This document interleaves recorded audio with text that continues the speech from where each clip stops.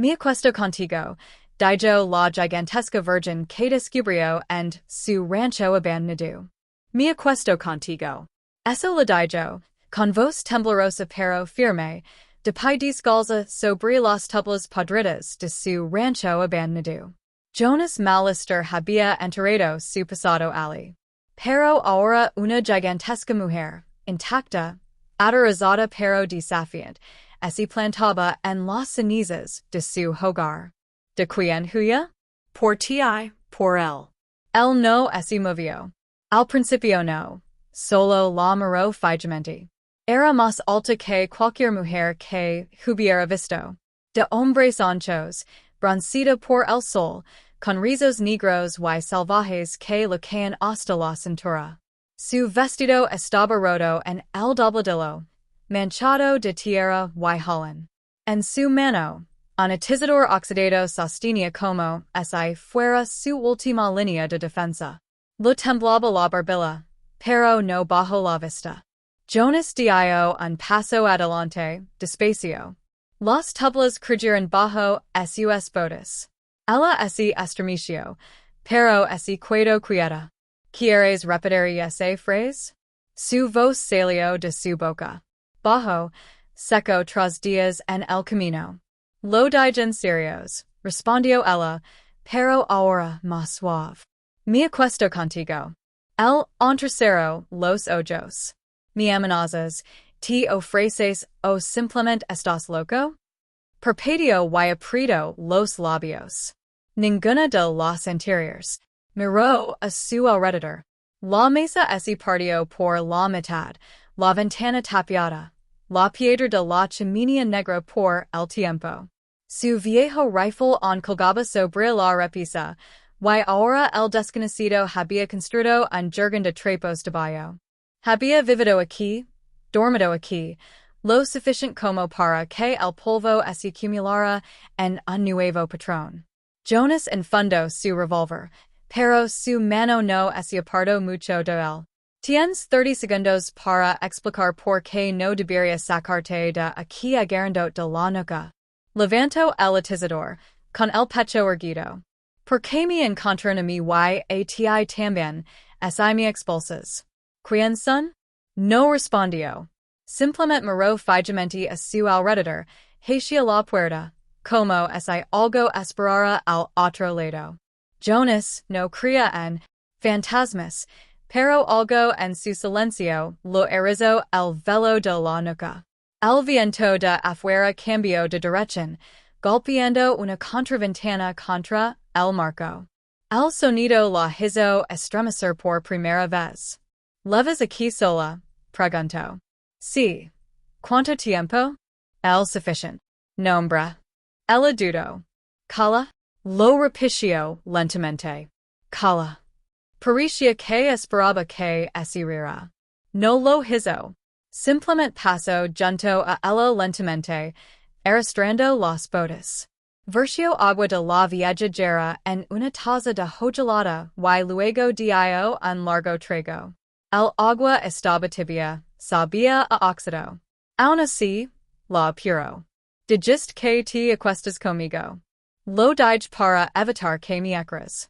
Si dijera que no me importa, entonces diría que si deberías porque no están lejos y pareces un hombre que aún no está listo para morir. Frunció el seno. Cala se acercó a la chimenea, dijo que el atizador con un fuerte ruido metálico, y se volvió hacia él. Sé que este lugar no es mío. Pero lo he limpiado. Arregló el techo con chatarra. Incluso cocina en ese fuego. Jonas miró la chimenea. Un frío ennegrecido. El tipo de frío que aún recuerda el calor. No vine aquí a cuidar niños. No vine aquí para que me salven. Su voz se quebró cerca del final, pero lo ocultó rápidamente. Jonas vio a través de ella. Años de silencio lo habían hecho bueno para leer lo no dica. Un silencio casi doloroso. Entonces, desde la distancia, suave pero creciente, el sonido de cascos. No uno, varios. Jonas se acercó a la ventana, apartó la cortina con dos dedos. El polvo se arremolinaba en el otro extremo del terreno, una fila de jinetes acercándose lentamente. Cala no necesitaba ver. Ella lo sabía. Me siguieron, susurró. Siempre lo hacen. Se giró hacia ella. ¿Quién son? Sus manos se apretaron en puños. Los hombres que creen que soy suyo por lo que soy. Espero. Soy la última de mi gente, dijo, en voz baja. Las mujeres de mi lineage, crecimos altas, arraigadas. Algunos dicen que maldita. Intentaron casarme con un jefe, un hombre tres veces mayor que yo. Fue. Enviaron cazadores, traidores, cosas peores. Y nunca se detuvieron. Jonas la miró de arriba abajo. No con lujuria, sino con cálculo. El tamaño no era solo juicio. Era una carga. En un mundo gobernado por hombres, era vista como una propiedad, no como una persona. No pedicera si, dijo. Pero no me rendir ante ellos. Los jinetes se acercaban. Jonas contó cuatro. Estás armada. Tengo cuchillos, un martillo, el atizador. Se giró, camino hacia la repisa, bajo el viejo rifle. Revisó la recámara. Vacía. ¿Alguna vez has disparado uno de estos? No. Empujó el rifle hacia ella. Entonces aprendes ahora. Ella. Lo miró como si lo hubiera entregado un rayo. No quiero lastimar a nadie. Entonces no falas. Ella lo miró fijamente. Luego lo tomó. El peso casi le hizo bajar los brazos. El la rodeó, ajustando los codos, levantando la barbilla. No desperes a menos que yo dilo. El ruido de los cascos se hizo más fuerte. Respiraba con dificultad. Jonas abrió la puerta despacio y salió al sol poniente. Las sombras eran largas. El cielo sangriento y naranja. Los jinetes coronaron la colina. El polvo se levantaba alrededor de sus botas. Hombres, con el rostro arrugado y lleno de cicatrices, con los ojos ya escudriñando la casa. Uno gritó. ¿Es ella, Malister? Jonas no respondió. Otro escupió al suelo. Entrégala. No es tu lucha. El revólver de Jonas reposaba cómodamente en su mano. Ahora sí lo es. Un largo silencio. Entonces el líder desmontó. Abrigo largo, sombrero de ala ancha. Sacó su pistola. La dejó colgando. ¿Estás seguro de esto, viejo? ¿Estás seguro o buscas una bala? El hombre rió, pero no lo legó a los ojos. Detrás de él, los demás se dispersaron, con las manos en los cinturones y los ojos palpitando. Cala observaba desde detrás de la puerta, con el rifle temblando en la mano. El líder levantó la pistola. Jonas disparó primero. El hombre cayó al suelo, la sangre se extendía rápidamente. El caos estalló como un trueno. Las armas rugieron. Jonas se agachó tras la viga y volvió a disparar. Cala gritó. Entonces, de repente, el rifle de ella crujió. Un jinete giró de su caballo y se estrelló contra la valla. Otro gritó su nombre, cargando hacia el Porsche. Jonas lo encontró a mitad de camino, derribándolo de los escalones, con los puños golpeándolos en las costillas. El polvo lo nublaba todo. En algún lugar, una linterna se estrelló. El fuego lamió el costado del granero. Cala salió, con los hombres agitados, el rifle aún en la mano. Lo temblaban las rodillas, pero siguió avanzando, cargando como Jonas lo había enseñado. El último jinete con el caballo rugiendo. En la oscuridad. Jonas se quedó de pie, jadeando, con las manos manchadas de sangre. Se giró y vio a Cala enmarcada por la luz del fuego, con el rifle firme aferrado. ¿Estás bien? Preguntó. Debería. No. Te cuidaste de todos modos. Paso junto a ella, agarro una manta y apago el fuego que se arrastraba hacia el establo. Cala de yo care el rifle, ese armadillo y vomito. No la detuvo. Espero. Cuando terminó, ese sento contra la pared, temblando. Siempre vienen susurro. Y siempre vendrán. Jonas ese sento a su lado, con la espalda contra la misma pared. El humo ese elevaba a su alrededor. Entonces estaremos listos. Ella lo miró sorprendida. No te vas. Él no respondió.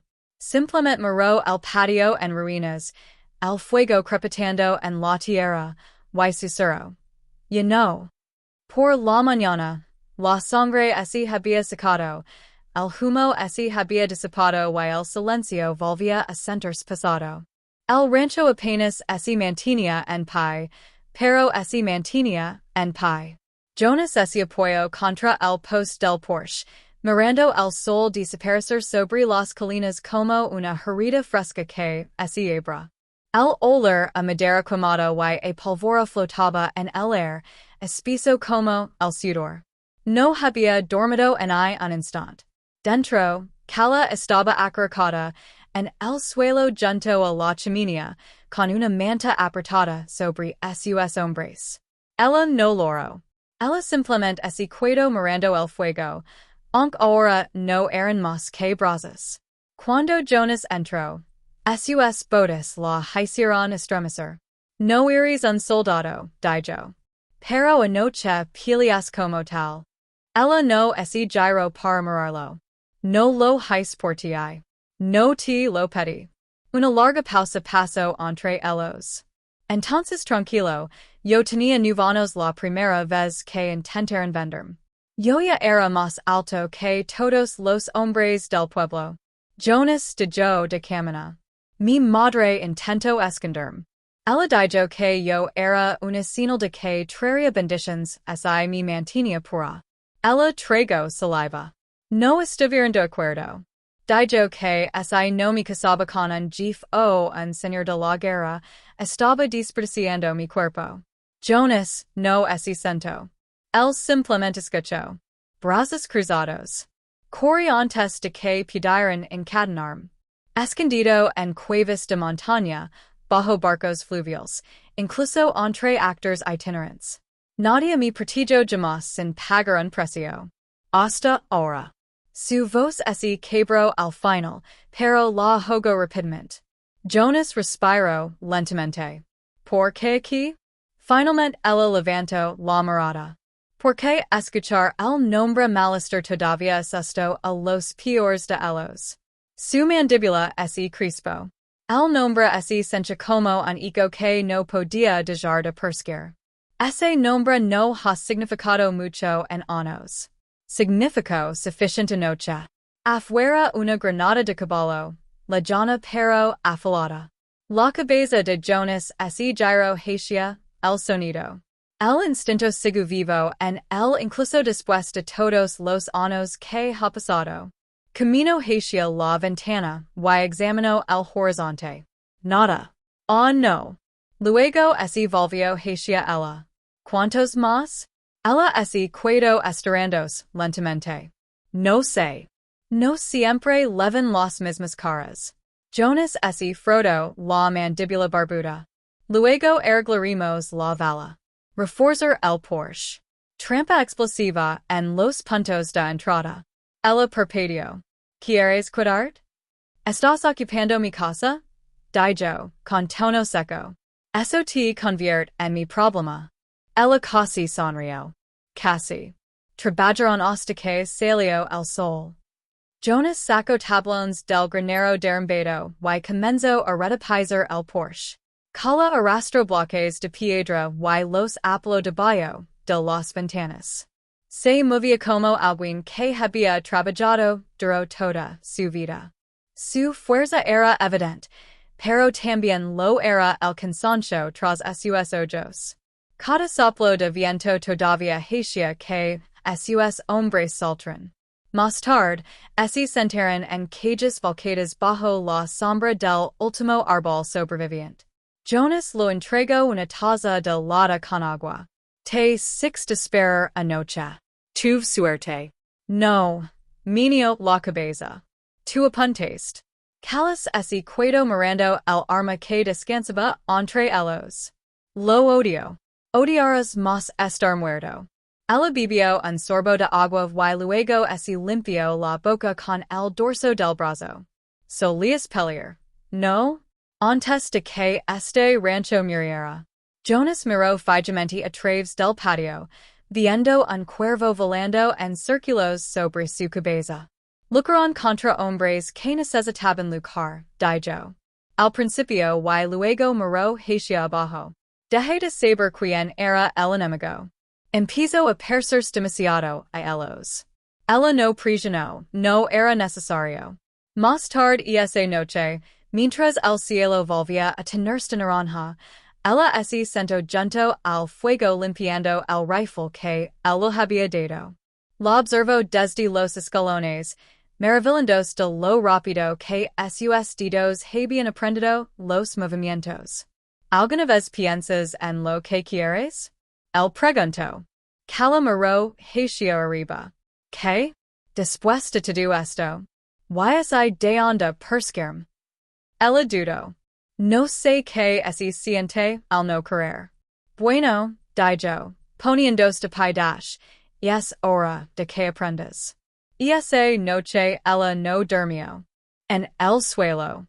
Jonas lo ofreció el marco de la cama que había remendado en la habitación del fondo. Tocó las sábanas como si fueran de cristal. Dormía junto a la puerta, con un ojo abierto y el revólver apoyado sobre el pecho. Alrededor de la medianoche, se oyó un trueno. No del cielo, sino del suelo. Jonas se levantó en segundos. Cala justo detrás de él. Más esta vez. Muchos más. Jonas agarró su rifle y metió casquillos en la palma de ella. Al granero. Permanecer oculto ella no se movió. No te dejaré, dijo ella. Calet, vamos. No. Sus miradas se cruzaron. Ya no quedaba tiempo. Él asintió, una vez. Entonces seguimos. Se movieron por la parte atrás. La noche estaba dividida por linternas lejanas y voces que gritaban órdenes. Los jinetes rodearon el rancho. Al menos una docena. Esto no era solo un grupo de búsqueda. Fue una redada. Cala se agachó junto a la ventana, respirando superficialmente. Jonas escaneó sus movimientos, su mente trabajando rápido. Él conocía este tipo de táctica. Estrellar. Viaje. No tenemos los números susurro. Ella susurró, de vuelta. Tenemos la tierra. Fue entonces cuando se dio cuenta de que había memorizado el terreno, los ángulos, las rutas de escape, incluso la cresta que se curvaba detrás del granero. Cumples mi palabra, dijo. Y te dijo. Si caigo, sigus adelante. Ella no respondió. Pero sus manos se deslizaron entre las de él y, por un momento, el silencio rugió más fuerte que la tormenta que los rodeaba. Entonces se oyó una voz profunda y familiar, casi del líder en la puerta principal. Jonas Malister, sabemos que ella está dentro.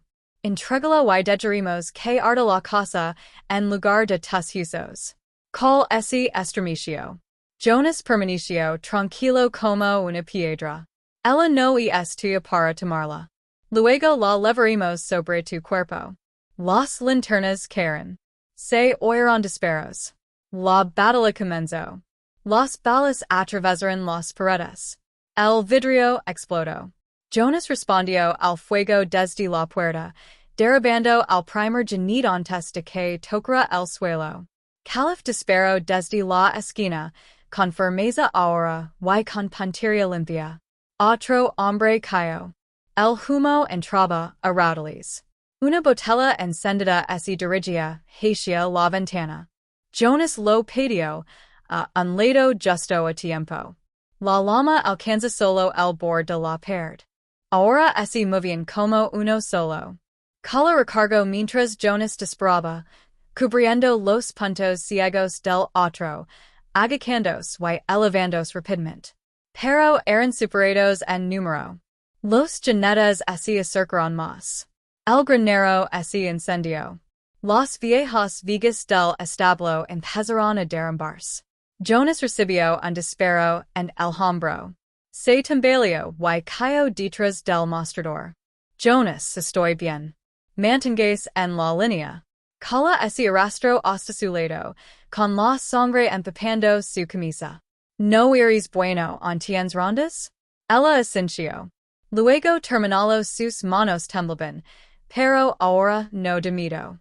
Con furia, ese levantó de detrás de la viga, con el rifle en la mejilla y los ojos ardiendo, a través del humo. El enemigo dudó. Uno a uno. Comenzaron a retroceder. No rápido, no asustado, sino confundido, nervioso, como si algo hubiera cambiado. La mujer alta que se mantuvo firme con ceniza en su cabello y sangre en sus manos no era el premio que vinieron a buscar. Ella era el fuego que no podían apagar. Jonas se puso de pie con dificultad, agarrándose al marco de la ventana y con la mirada fija en los jinetes que se alejaban. Uno se detuvo, miró hacia atrás. Cala levantó su rifle. Se dio la vuelta y salió al galope hacia la oscuridad. Estaban solos de nuevo. El granero ardía. La casa se inclinaba, pero la bandera del rancho malestar, rota, sucia y todavía ondeando, colgaba de la viga del techo como un estandarte desgastado por la guerra. Cala lo ayudó a sentarse en la silla, lo arrancó la manga, y lo puso un trapo en la herida. Lo siento, susurró. El la miró, con sangre en los labios y dolor en los ojos. ¿Para qué? Por arrastrar de esto. Él extendió la mano y ubicó el costado de su rostro. No me arrastraste. Me despertaste. Sus ojos brillaron, pero no loro. Ella le besó los nudillos con la voz quebrada. Quis decker lo que dije. Él la miró fijamente. Estoy durmiendo contigo no porque tenga que hacerlo, porque finalmente puedo. Afuera, el viento soplaba suave y cálido a través de la puerta abierta. Por primera vez en años, el rancho no parecía embrujado. Me sentí como en casa. Al amanecer, el rancho olía a sangre, humo y curación. Calas estaba sentada en el borde del porche, con las rodillas pegadas al pecho y el rifle sobre su regazo como un niño dormido. Jonas se sentó a su lado, con el brazo izquierdo vendado y la mandíbula apretada por el dolor, pero con la mirada fija en ella. No hablaron durante un rato. Los pajaros comenzaron a piar desde los álamos. Una brisa atravesaba la hierba alta, rozando la tierra empapada de sangre donde los hombres habían muerto apenas unas horas antes. Era extraño lo silencioso que parecía todo, como si la tierra misma contuviera la respiración. Jonas finalmente rompió el silencio. Vendrán otra vez. Cala no respondió. Ella simplemente sintió, lentamente. Mi ganado enemigos a lo largo de los años añadió. Pero esto es diferente. Te dejan lo suficiente como para morir por ello. No solo me quieren a mí, dijo en voz baja. Quieren lo que represento, algo que no pueden controlar. Una mujer demasiado alta para arrodillarse, demasiado fuerte para asestar, demasiado intacta para romperse. Jonas la miró. Ya no estás intacto, dijo. Su mirada se dirigió hacia él. ¿Te refieres a por qué he matado? Lo digo porque no te escondes. Eso cayó más profundo de lo que cualquiera de ellos esperaba. Ella miró sus manos. Estaban raspados y sucios. Un poco de sangre se formó bajo sus uñas. En I siquiera sé que quiero ahora. Lo único que sabía era correr. Jonas incendió una cerilla. La golpeó contra el poste y incendió un cigarrillo liado. Dio una calada lenta y exhaló hacia la luz ascendente. Luego dejó de correr. Ella sonrió débilmente. No es tan sencillo. Nunca lo es. En el interior, el rancho parecía un campo de batalla. Sillas destrozadas, agujeros de bala, marcas de quemaduras a lo largo del marco de la puerta. Pero Cala ya había comenzado a barrer la ceniza, recogiendo vidrios rotos en un tubo de metal. Como si la reconstrucción no solo fuera posible, sino necesaria. Jonas la observó trabajar. No solo sus movimientos sino su ritmo. Ella no estaba limpiando para complacer nadie. Ella estaba recuperando espacio. Cada movimiento decía, ahora pertenezco aquí. Se puso de pie, haciendo una mueca de dolor por el fuerte tirón en su hombro. Ella se movió para calmarlo sin que se lo pidiera. Él no la detuvo. Caminaron juntos por la propiedad. Al borde del granero, algunos de los caballos habían regresado. Jonas se acercó a uno lentamente, con la palma abierta. El animal no se asustó. Lo acarició el hocico, y lo habló en voz baja. Corrieron, susurró Cala. Los que vinieron por mí.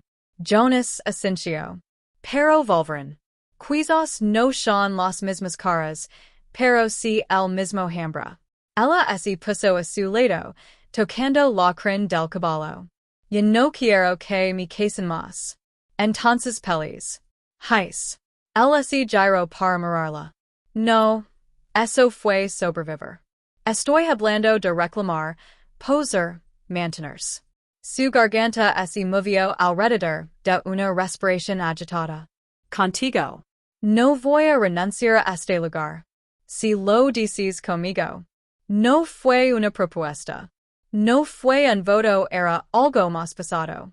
Ensilaron dos de los perros callejeros y cabalgaron hacia la ciudad, más tarde esa misma tarde. No esconderse, no correr, ser visto. Todas las cabezas se giraron cuando entraron a la tienda general. Jonas, manchado de sangre pero en pie. Cala, imponente, de hombres anchos, envuelta en una capa áspera. Los susurros comenzaron antes de llegar al mostrador. ¿Es ella? Ella es la indicada. Esa es la ranchera de Malester. Jonas los miró fijamente, sin decir palabra. Cala ignoró los susurros. Camino directamente hacia el frente, compró botas nuevas, aceite para armas, harina y un rollo de lino. El tendero no se atrevió a hacer preguntas. Cuando se dio la vuelta, sus ojos se encontraron con los de Jonas. Ella no necesitaba su ayuda. Ella nunca lo tuvo. De regreso al rancho, Jonas estaba sentado afilando su espada mientras Cala doblaba una camisa en los escalones de entrada. ¿Planeas quedarte para siempre? Preguntó, con los ojos todavía fijos en el acero. ¿Estás pensando en pedirme que me vaya? Él miró hacia arriba. Sus miradas se sostuvieron. Entonces el sonido de cascos interrumpió el momento. Fin. Pero esta vez no eran enemigos. Un escritor se acercó lentamente, agitando un pano pulido. Un agente del pueblo, con el sombrero echado hacia atrás y la boca apretada. Entró como un rayo, mirando a Jonas con una mezcla de asombro y cautela. Se corrió la voz, dijo. Sobre lo que hicieron ustedes dos. Jonas no se movió. Cala estaba a su lado, con la mano apoyada en el rifle. Dicen que los hermanos Calderia no cabalgan. Que si el grandalón. El líder se dirigió a una chica con un disparo más preciso que un rayo. El agente miró a Cala y asintió una vez, respetuoso. Vine a decir que el sheriff no quiere problemas. Supone que lo que haya pasado aquí, el desierto lo vio. Y el desierto no miente. Jonas Ascencio Levameni. El agente ese giro y ese detuvo. La gente está asustada, pero algunos están impresionados. Se alejo cabalgando, con el polvo que se alzaba tras el como humo. Jonas ese recostó contra la barandilla. Te estás convirtiendo en un cuento de fantasmas. Calas sonrió con suficiencia. Un cuento chino. Soltó una risita. Que apropiado. Esa noche se sentaron juntos junto al fuego, no en lados opuestos de la habitación, no con miedo entre ellos. Ella se inclinó hacia él. Él la dejó. Su mano se posó en su muslo, la de ella se cavó entre sus dedos vendados. Tuvo un sueño anoche susurró. ¿Sobre qué? Estaba de pie en el patio. Sin armas, sin sangre, solo yo. Un jardín, la risa de un niño. No dijo nada. Ella se giró hacia él. ¿Alguna vez pensaste en eso? Empezando de nuevo. Jonas miró fijamente las llamas. Yo solía hacerlo. Luego me detuve. Ahora? La miró. Ahora puedo verlo de nuevo. Ella lo besó. No un beso de hambre. No uno desesperado. Una promesa. El viento alaba afuera. Los coyotes loraban en la oscuridad lejana. Pero dentro de ese pequeño rancho destrozado, algo nuevo había nacido. En la lujuria, en la leyenda, un hogar. La primera lluvia de verdad en Mises llegó a medianoche. Cayó sobre el techo como puños de agua, empapando la tierra seca, lavando la sangre del porche, filtrándose en las viejas tablas.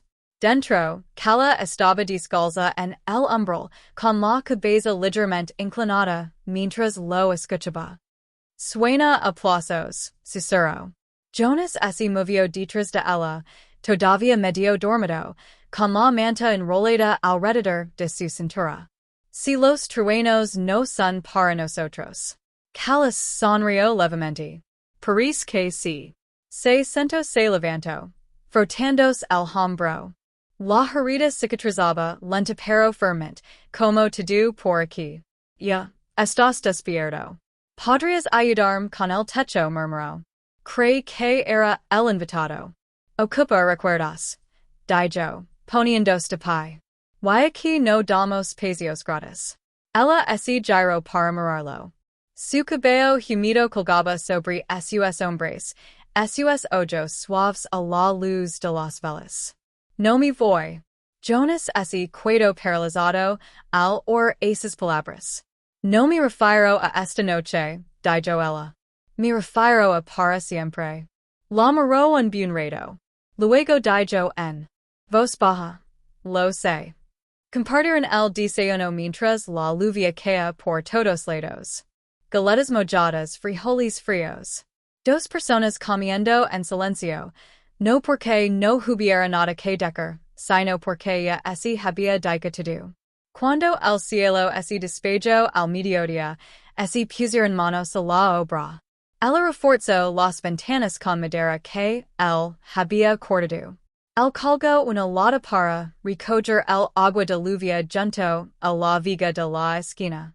Juntos, arreglaron la cerca sur y arreglaron dos cabras que habían entrado. Al anochecer, el rancho parecía más animado que en 20 años. Pero entonces llegó el Gigante. Un Gigante solo. Jonas lo vio primero. Una mancha negra que se acercaba a toda velocidad por el sendero, cortando el sol como una cuchilla.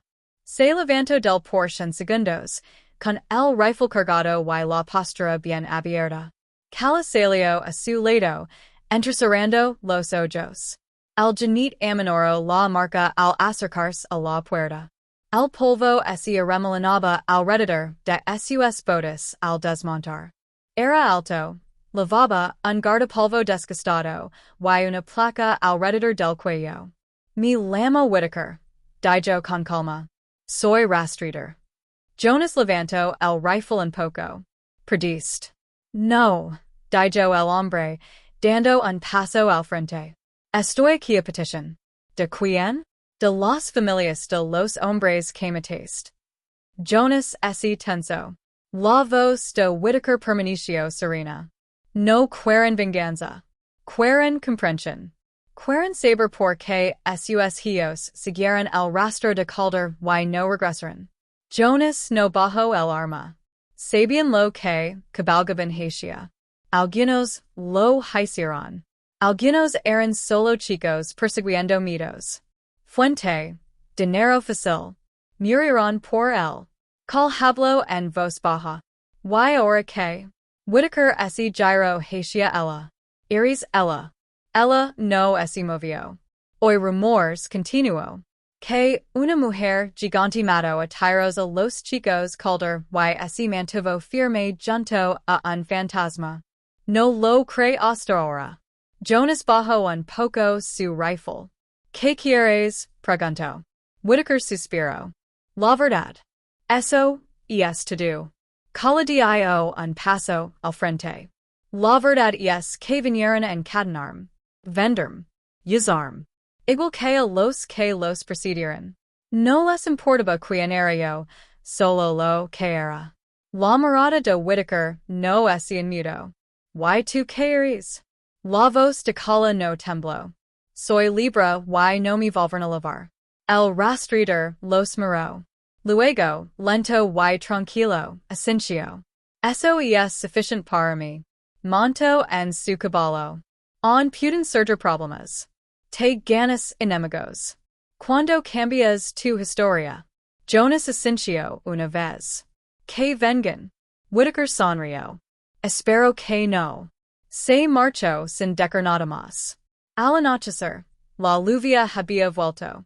Más suave esta vez. Jonas y Callas estaban sentados en el porche, envueltos en una manta compartida, viendo los relámpagos danzar en el horizonte. ¿Lo crees? Preguntó ella. No, pero tampoco creo que mienta. Volvieron a quedarse en silencio, y entonces dijo algo que él no esperaba.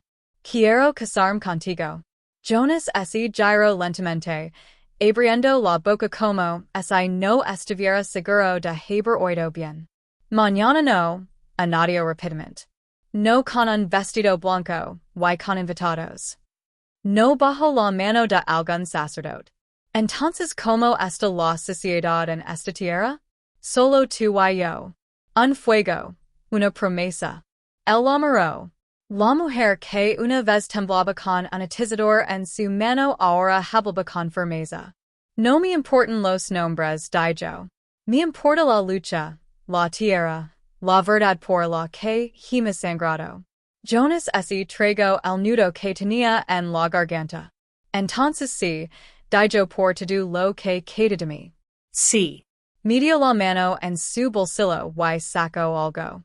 Un pequeño anillo de hierro, oxidado, probablemente de una de las puertas rotas. Él lo tomó y lo deslizó en su dedo. No encajó perfectamente, pero se quedó. A la mañana siguiente, el rancho amaneció con nuevo aliento. Los pájaros volaban en círculos en lo alto. Un ciervo pasó cerca de la puerta sumido. Cala alimentó a las cabras. Jonas afiló sus herramientas. El sonido de lo normal, golpes de martillo, cuerdas estorandos, botas sobre la tierra, se sentía como música. Al mediodía, un niño pequeño apareció sosteniendo una nota. Jonas se acercó con cuidado. El niño no corrió. Lo entregó la nota a Jonas y señaló hacia la colina, luego desapareció entre los árboles. El periódico decía ella Viena. No tomar, sino arrodillarse. Jonas miró hacia el horizonte. Allí en lo alto de la cresta, se encontraba una mujer. Mayor, envuelto en tela tribal. Su figura es más pequeña pero familiar. Cala salió conteniendo la respiración. Ella se quedó mirando fijamente durante largo rato. Luego ella dio un paso adelante. Conozco esa forma, susurró. Jonas no la detuvo. Camino descalzo por el patio, entre el polvo. Y los cenizas hasta llegar a la cresta. La mujer me cayó de rodillas. Calinal también. Hablaron en susurros que Jonas no podía oír. Cuando regresó, su rostro estaba empapado de lágrimas, pero sus ojos estaban claros. Ella vino a decir, lo siento, dijo, por no protegerme por creer que estaba maldita. Ella dijo, ahora soy la leyenda. No una advertencia, sino una esperanza. Jonas la envolvió con sus brazos, y enterró su rostro en su hombro. Sin palabras, solo aliento, solo paz. Paran las semanas. La casa se alzaba más alta. La tierra se volvió verde. Los niños vinieron pidiendo cuentos. Los viajeros trajeron herramientas. Uno dijo una cabra recién nacida como regalo. Y una noche, junto al fuego, Jonas le susurró al oído a Cala, todavía estás durmiendo conmigo. Ella sonrió contra su pecho. No, Jonas, dijo ella. Estamos descansando ahora. Y afuera, bajo las estrellas, el rancho por fin respiraba sin miedo. Porque esta vez la lucha había terminado, y el amor había ganado.